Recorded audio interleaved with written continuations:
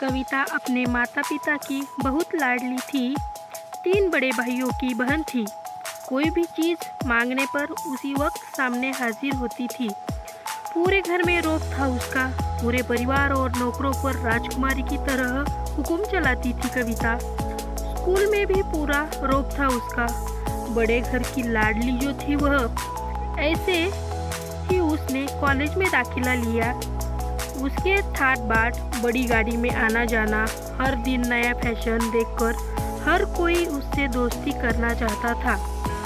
थोड़ी ही दिनों में उसके बहुत से दोस्त बन गए। पूरे कॉलेज में उसकी अपनी ही एक पहचान थी।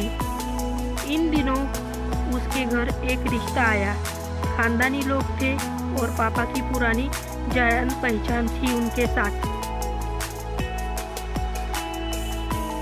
कविता के साथ कोई ज़बरदस्ती नहीं थी, पर कविता ने फिर भी हाँ कर दी, क्योंकि वह अपने परिवार से बहुत प्यार करती थी। वह जानती थी कि वह लोग उसका अच्छी ही सोचेंगे। लड़के का नाम राज था। राज काफ़ी पढ़ा लिखा और समझदार लड़का था। ससुराल वाले भी बहुत अच्छे थे। ससुराल में कविता की जगह वैसी ही थी जैसी कि मायके में कोई भी कार्य कविता की सलाह के बिना नहीं होता था। सबकी लाडली बहू बन गई थी वह। फिर उसके घर एक बेटे का जन्म हुआ। राहुल कविता को जान से प्यारा था। पोता पाकर ससुराल वाले तो फूले नहीं समाते थे। कविता कभी कभी सोचती थी कि उसकी किस्मत कितनी अच्छी है। उसका हर अपना उसे कितना प्यार करता है। चाहे जीवन में कैसा भी समय आए, मेरे अपने हमेशा मेरे साथ है। मैं कभी अकेली नहीं हो सकती। कितनी खुशकिस्मत हूँ मैं। पर शायद कविता की खुशियों को उसकी अपनी ही नज़र लग गई थी। एक दिन वह मायके जाने की जिद कर बैठी। राज को बहुत काम था, लेकिन वह फिर भी उसे ले गया। रास्ते में उनकी गाड़ी अन्य गाड़ी से टकरा गई। कविता, राज और राहुल बहुत बुरी तरह से जख्मी हुए। काफ़ी दिनों के इलाज के बाद राज और राहुल तो ठीक हो गए, लेकिन कविता पूरी तरह ठीक ना हो सकी। सर पर चोट लगने के कारण वह अपनी आँखों की रोशनी खो बैठी। अब कविता की किस्मत जैसे उल्टे पाँव चलने लगी। मायके वाले कुछ दिनों तक उसे मिलने आते रहे। फिर कभी कभार फ़ोन ही करके पूछ लेते कि अब कैसी हो। धीरे धीरे ये सिलसिला भी कम हो गया। ससुराल वालों की सहानुभूति भी कम होने लगी।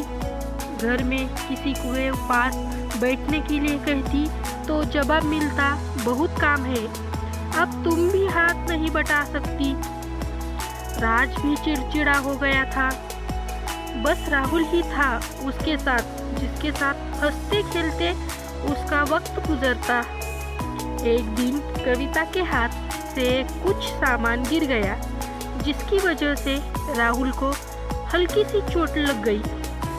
कविता के सास ससुर ने राहुल को उससे अलग कर दिया कि कहीं उसके ना देखने की वजह से बच्चे का कोई नुकसान ना हो जाए। कविता अंदर से टूट चुकी थी। एक दिन उसने सबके सामने मायके जाने की इच्छा रखी तो राज उसे तुरंत मायके छोड़ आया, जैसे कि वह भी यही चाहता था। लेकिन राहुल को उसके साथ नहीं भेजा गया। कविता कभी राहुल से दूर नहीं रही थी, पर अपनी कमी के कारण उसने ज़्यादा बहस नहीं की। कविता को लगा कि वह 3-4 दिन वहाँ रहेगी तो थोड़ा हवा पानी बदल हो जाएगा, क्योंकि वह कितने दिनों से कहीं भी बाहर नहीं गई थी। घर वाले भी इतने दिनों बाद उसे देखकर कितने खुश होंगे। कविता के घर पहुँचने पर सब लोग बहुत खुश हुए। खाने में सब कुछ कविता की पसंद का ही बना था। उसने अपने मम्मी पापा और भाई भाभीयों से दिल खोलकर बातें की। उनके छोटे छोटे बच्चे भी बुआ के साथ घुल मिल गए थे। रात को सोने के वक्त जब वह कपड़े बदलने लगी तो उसे पता चला कि उसका बैग तो बहुत भरा हुआ था। वह सब समझ गई। वह बहुत उदास हो गई। कुछ दिनों तक तो सब ठीक रहा। फिर जैसे सब बदलने लगा, सबका व्यवहार बदल रहा था। वह लोग जैसे थक चुके थे उससे। सब लोग घुमा फिरा कर पूछने लगे कि राज कब आ रहा है उसे ले जाने। वह बहाना बना देती, जबकि वह जानती थी कि उस घर में अब उसके लिए कोई जगह नहीं। कविता से चलते वक्त कुछ ना कुछ नुकसान हो जाता। थोड़ी बहुत टोका टोकी उसे सुनाई देती, वह टाल देती। एक दिन उसके हाथ से लगकर एक कीमती फूलदान टूट गया। छोटी भाभी ने बहुत हंगामा मचाया। कविता के माता पिता रोज रोज के झमेलों से तंग आ गए थे। उन्होंने राज को खुद से फोन किया दिया। राज कविता को अपने घर ले गया। कविता को अपने परिवार वालों से ये उम्मीद ना थी। जिस कविता के कहे बिना घर में एक पत्ता भी नहीं हिलता था, उस घर के लिए वह अब एक बोझ बन चुकी थी। राज के साथ ससुराल आते वक्त वह बहुत खुश थी, क्योंकि वह अपने घर जा रही थी, अपने जिगर के टुकड़े राहुल के पास। परंतु यह खुशी भी कुछ पल की ही थी। सारा बंदोबस्त पहले से ही किया हुआ था। कविता को सीधे ऊपर वाले कमरे में पहुंचा दिया गया।